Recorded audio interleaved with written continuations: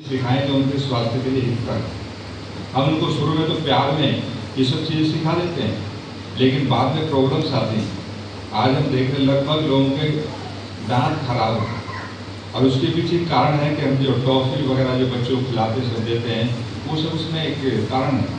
जब बच्चों का जन्मदिन होता है तो मैं देखता हूँ कई बार वही चीज़ें लेकर के आते हैं जो बच्चों के लिए हार्मफुल होती है।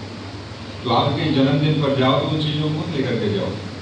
बहुत अच्छी चीज़ है, 7th क्लास लेकर के जाओ, वहाँ पर अच्छा साहित्य लेकर के जाओ, बच्चा पढ़ेगा, योगाभ्यास प्राणायाम करेगा।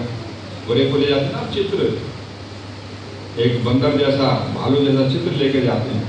तो मैं क्या करता हूँ, उसको घर में बिल्कुल मत रखो उसको।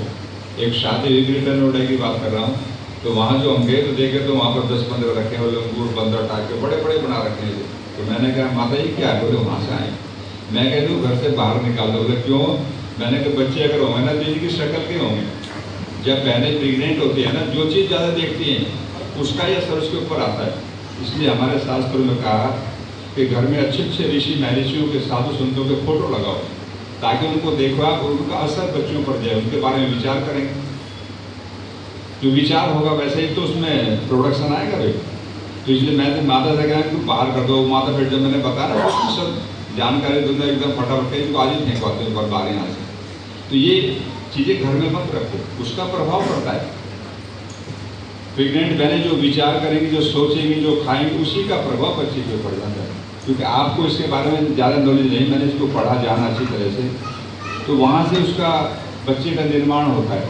तो हम अपने परिवार में कोई भी ऐसी चीज़ ना आने दें जो जिसका दुष्प्रभाव हमारे विचारों पर पड़े, चाहे वो खान पान की बात है, चाहे आपने वहाँ फोटो लगाए हुए हैं, कोई भी चित्रकारी कुछ भी है, A to Z, तो ये हमारे विचारों को प्रभावित करते हैं। तो बच्चों को भी संस्कार आएंगे। इसलिए हमारे शास्त्रों में कहा जब बहनें प्रेग्नेंट हो तो अच्छे साहित्य को पढ़ें, आध्यात्मिक चीज़ों को पढ़ेंगे तो इसका प्रभाव बच्चे के ऊपर जाएगा।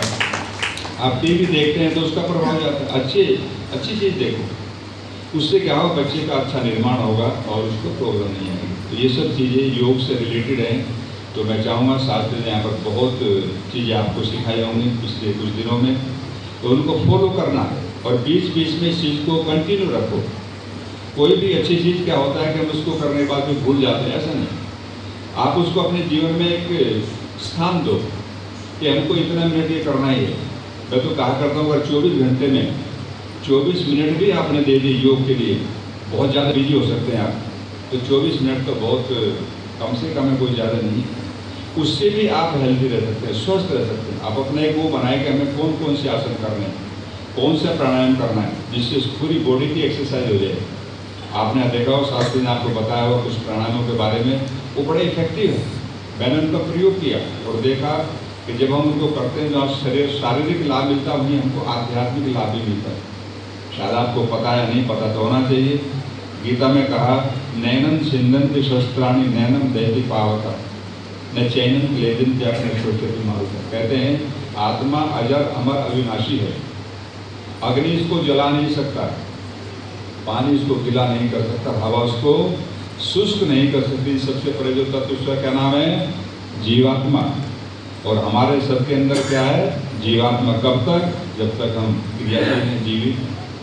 तो इसलिए आत्मा को जानना है। अब ये मत सोचो कि हमने जो काम इस जन्म में कर दिया खत्म हो गया, नहीं। ये तो संस्कार बनाए आपने, और इन संस्कारों का जब आप शरीर छोड़ के जाएंगे यहाँ से 100 साल के बाद या जो भी आपकी आयु है, उसके बाद में फिर आगे जब हम जहाँ पहुँचते हैं फिर वहाँ से शुरू करते हैं उसको, तो ये समाप्त नहीं होता।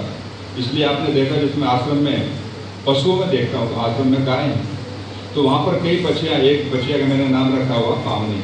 जब मैं पावनी बोलता हूँ तो दौड़ के आती है। तो सबसे जेंटिल है वो गायों में। अगर आपने केला डाल दिया सामने, दूसरे की उठा लिया तो टक्कर नहीं मारेगी, वो उसको खाने देकर अपना चुपचाप करके इंतजार करेगी मुझे मिलेगा। बाकी कैसी है, अगर आपने डाल दिया किसी ने खा लिया तो उसको टक्कर मारेंगे, भाग करके सींग मारेंगे, उसको गिरा देंगे उसको। तो ऐसे ही आज मनुष्यों में भी होते हैं जेंटिल में, और खूंखार भी होते हैं। वो क्यों हुए? वो सब पीछे से लेकर गए, तो यहाँ से हम लेकर के जाएंगे। योग दर्शन में एक सूत्र आता है, मैं उसकी थोड़ा बताकर अपनी वाणी को विराम दूंगा। उसमें कहा सती मूल्य तद विपाको जात्याग भोगा। वो कहते हैं सती मूल्य, रूट में है जिसके, मूल में है जिसके, क्या संस्कार जो हम यहाँ से लेके जाएंगे, पीछे से लेकर के आए। मैं हर व्यक्ति के 3 जन्म के बारे में जानता हूँ। आप पहले क्या थे, आज और आगे क्या होंगे, ये फिलोसफी है। तो मैं फिलोसफी का विद्यार्थी रहा तो मैं जान लेता हूँ। उसमें कहा सती मूल्य तद विपाको, हमारे जो संस्कार परिपक्व हो रहे हैं उनका विपाक हो गया। विपाक कहते हैं परिपक्व, पक गई हैं। जैसे भोजन बनता तो बहनें क्या कहती हैं, आओ भोजन तैयार हो रखा हो, तो हम दौड़ के जाते हैं, टेबल पर बैठे खाना शुरू कर देते हैं। तो विपाक हो गया। उसके आधार पर क्या होगा, जाति, आयु और भोग पहले से निश्चित है। अब यहाँ पर जो बैठे हैं ना 60-70 साल के व्यक्ति, उनका लगभग 90% फिक्स हो गया कि हम आगे क्या बनेंगे। जो अभी मिडिल एज में है उनका भी 50% हुआ है। शास्त्र से हमारा भी होगा 80-90%। तो पहले से फिक्स हो जाता है। हम जो कर्म कर रहे हैं उसके संस्कार हमारे चित्त में चले जाते हैं। वो चित्त में संस्कार पड़े हुए हमारी योनि का निर्धारण करते हैं कौन सी जो आगे मिलेगी। तो इसलिए मैं कहा करता हूँ भाई, भूल करके भी एक गलत काम मत करो जीवन में। हो सकता है उससे आपको थोड़ा अर्थ लाभ हो जाए, लेकिन भारी लॉस है आपका कि जन्म जन्मांतरों तक आपका साथ नहीं छोड़ेगा। थोड़ा खा लेंगे कोई बात नहीं, लेकिन आने वाले जो फ्यूचर हमारा जो जन्म होगा भावी, वो बहुत अच्छा होगा। तो उसमें जाति, आयु और भोग, जाति का मतलब नहीं है गुजर है, जाट है, राजपूत है। जाति का मतलब है पशु, पक्षी, कीट, पतंग और मनुष्य। ये पहले से निश्चित हो गए। आयु, अब जैसे मैंने कहा ना, जीवे में सर्वप्रथम तो मनुष्य की आयु 100 वर्ष मानी गई। वेद कहता है उससे आगे भी जी सकते हैं। भूयश्च शब्द है सता, जैसे भीष्म पितामह की आयु ज़्यादा थी। तो जाति, आयु और भोग। अब मनुष्य है तो हमारा भोग क्या, शाकाहारी, हमारे दांतों की आकृति, हमारी आंखों की आकृति सब शाकाहारिता के आधार पर। तो जाति, आयु, भोग हमारा निश्चित है पहले से। जब हम यहाँ छोड़ के जाते हैं संसार को, तो उसका आधार क्या होगा, हमारे शुभ और अशुभ कर्म।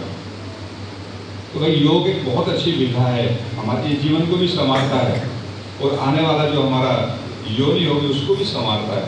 तो ये बेस था हमारा पास्ट, जिसको हम खड़े हैं पास्ट के ऊपर, और जो कर रहे हैं आज, तो फ्यूचर जो हमारा जन्म होगा हम इसके ऊपर खड़े होंगे। तो भाई 3 जन्म की बात है, जैसा आप करोगे वैसा भोगोगे, इसमें दो राय नहीं। तो ये एक विधा है योग की। मैं चाहूँगा आपने जो भी यहाँ पर सीखा, जाना, उसको जीवन में धारण करें और अपने जीवन को अच्छा बनाया। जो यहाँ पर एक कार्यक्रम, अपने जो ये चमन शास्त्री जी हैं, इनका जो दूसरी टीम है, ये सब मिल करके यहाँ पर जो कार्यक्रम करें, मैं समझता हूँ बहुत अच्छा है। क्योंकि इंजन एक होता है, डब्बे तो बहुत हो सकते हैं, लेकिन इंजन एक ही होता है। तो जो समिति यहाँ पर कार्य करिए, इनको धन्यवाद। ये समाज के लिए अच्छा कार्य करें ताकि समाज में अच्छा माहौल बने और उसका लाभ आपको मिले। तो मैं जितना कहते अपनी वाणी को विराम देता हूँ। ओम शांति।